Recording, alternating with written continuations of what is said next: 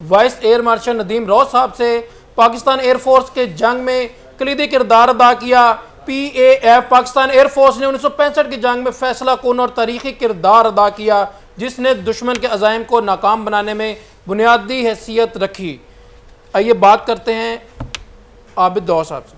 جی please بتائیے گا air vice marshal عابد روز صاحب، کیا کہنا چاہیں گے 1965 کی جنگ کے بارے میں، اس فتح کے بارے میں، اس کامیابی کے بارے میں؟ علیکم۔ دیکھیے 65 وار جو تھی جب سٹارٹ ہوئی، جی تو میں اس وقت پاکستان ایئر فورس اسکول لوٹوپا میں 9th کا اسٹوڈنٹ تھا۔ جی تو ہم جی نے یہ جنگ صرف ریڈیو پر سنی اور اخبارات میں دیکھی۔ اس وقت تو ٹی وی نہیں ہوتا تھا وہاں پہ، تو لیکن چونکہ ایئر فورس کا اسکول تھا، ماحول سارا ایئر فورس کی لائف کے بارے میں تھا، جہازوں کا ذکر سنتے تھے۔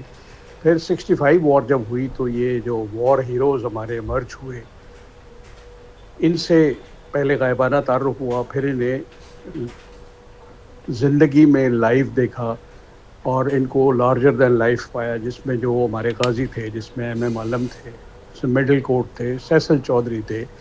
یہ وہ لوگ تھے جن کو ہم ان دنوں جی ڈی پی کا اشتہار جو پائلٹس کے لیے آتا تھا، اس میں ایک ٹرم یوز ہوتی تھی کہ the special breed of mankind, اور ہمیں یہ لگتے تھے کہ یہ واقعی special breed of mankind ہے، ایک عام آدمی ایسا نہیں ہو سکتا۔ بہرحال یہ جی اس وقت کی بات ہے۔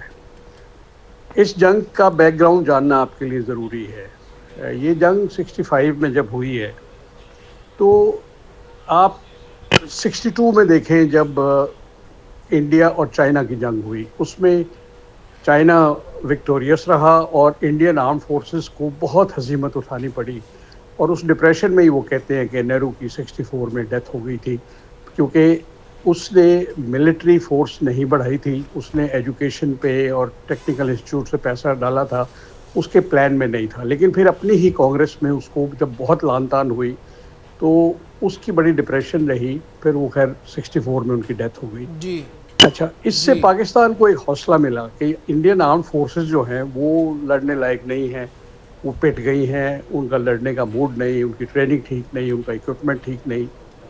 پھر اسی سال 65 میں رن آف کچھ کا مارکا ہوا، انڈینز نے انگیج نہیں کیا، تو ہم نے ان کو اپنا علاقہ خالی کرا لیا، جو بقول ہمارے اس وقت انہوں نے کوشش کی تھی اس کو لینے کی۔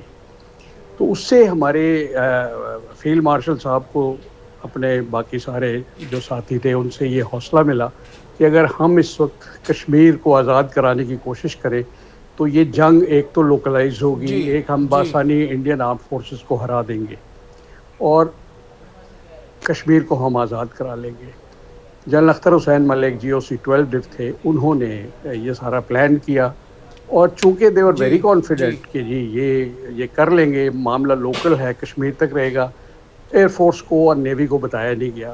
تو as a thank you so much, thank you so much جیسے عابد کہانی روز چلتی صاحب۔